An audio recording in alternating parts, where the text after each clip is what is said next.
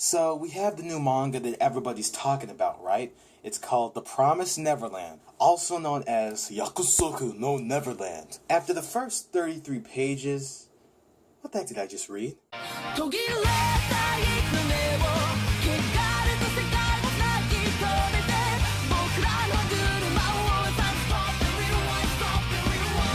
For the first chapter, I can't say anything yet because obviously it's the first chapter. We don't know the rest of the plot yet.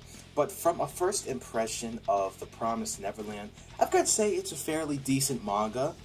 I'm not saying right now that, oh my gosh, it's the next Dead Man Wonderland, like it's the next type of best-selling manga. You never want to say that whenever a first chapter comes out because you're not giving it much of a chance for its plot to progress. I think I'm going to read the next few chapters, which means I guess I'm picking up this manga now to see what goes on, and I'll actually give my opinion of it. The premise, with the entire orphanage thing was sort of predictable because whenever, for the first 20 pages or so, there was this type of lighthearted, good, we're all siblings, this entire friendship thing, and it's pretty cool and all, you see this happy thing happening. But I think it can get pretty predictable because I've seen this. I've seen that whenever you have a happy setting like that, chances are that the twist in the first chapter or the twist that starts the premise, that is just where it goes down. I've seen it in Seraph of the End, and I'm starting to see it in here. But obviously, I'm having expectations, that they're gonna pick this up, and the three characters are gonna get their special powers and whatnot. So to start this off, the story revolves around three 11-year-olds, Emma, Norman, and Ray. Emma is a girl, so I'm actually sort of surprised, we now have a female protagonist for a shonen. You have Yuki from Black Clover, you have Izuku from Boku no Hero, and all these other shonen characters. So I'm sort of pretty impressed by that. She is basically like that spunky female protagonist to where she really likes to she's really athletic, she likes to run around a lot, she has really good reflexes. Ray is the quiet person, he's the walking encyclopedia, like it said in the manga, and basically he's like that Sasuke type character. And when I mean that, he's always to the side, he has hair covering his eyes, so you already know this guy is just one cool dude. And then you have Norman. And Norman is the genius of the group. He's this guy that always keeps a happy face, and you just love the guy because he's smart and he's just caring. Especially at the end of the chapter with him being caring to Emma.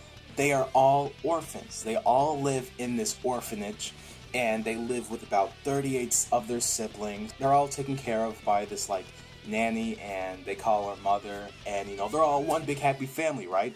But then this is where the twist comes in. But then what happens is they hear about the outside world. So obviously we get from the premise that they are in this box, they are in this algorithm. We also see in the chapter where they have to take these type of tests. At first I thought it was just brainwashing because they had these headphones, they were doing all these simulated tests, and I thought it was brainwashing for it. They were programmed to know this stuff. You have the outside world, they're all which is outside of the gate, and basically they have a bunch of books in the library where they all can read about the outside world. And Emma was saying the outside world is at their fingertips, all they have to do is just touch it. But here's the thing, they go into the outside world, right? They go because they just want to see what's happening to Connie, which is the 6-year-old that got adopted. They go out to they sneak out the gate, and they see what's going on, and they open the the sort of carriage where the horse carriage where Connie is. Turns out she's freaking dead. And I sort of saw this coming because while I was reading, Connie, they introduced this character going she's gonna get adopted, right? Well, she's gonna be dead. I was just saying, she is going to be dead. Turns out she was stabbed in the heart, right? And you have these demon-like creatures that come and say, oh my gosh, this human meat is just fantastic. So the demons, they eat Connie, and Emma is just shocked because you're like, hey, Connie forgot her teddy bear. She was just going with that intention. Opens up the carriage. Oh my gosh, she's dead. And then it gets worse from there. It gets worse from there. This orphanage is not an orphanage. It's an orphanage, but it is actually a farm where these kids at the age of 12 are sent away to foster parents to get eaten. Turns out the mother was an antagonist the entire time. Okay, so y'all already know from the get-go that stuff just got real, and there's about to be the type of humans versus demons concept. I hope the manga could get creative with that, because I just don't. We've already had a bunch of humans versus demons type of things. If the manga can't get creative with this, I really don't know what to think of the series. For the first chapter, it's been pretty good. You already have Emma's ideal, or her motivation, and she does not want to see any more of her siblings die because of what she saw to Connie. And honestly, I think it was just for shock.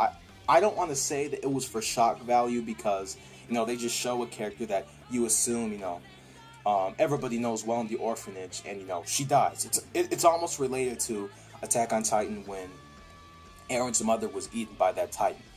So hopefully in the next chapter we'll be able to see maybe them start to defend themselves against the demons and stuff, and it'll be a good chapter. Once again, I gotta say that The Promised Neverland is fairly decent. I do not have a direct opinion on it so far, since it is the first chapter. I'm going to pick up the next few chapters to see what goes on, and hopefully it'll turn out for the better. But anyways, that's about it for me today. Thank you guys so much for stopping by. If you guys like this video, be sure to subscribe if you're new, and like the video if you liked it. And until we meet again, see ya.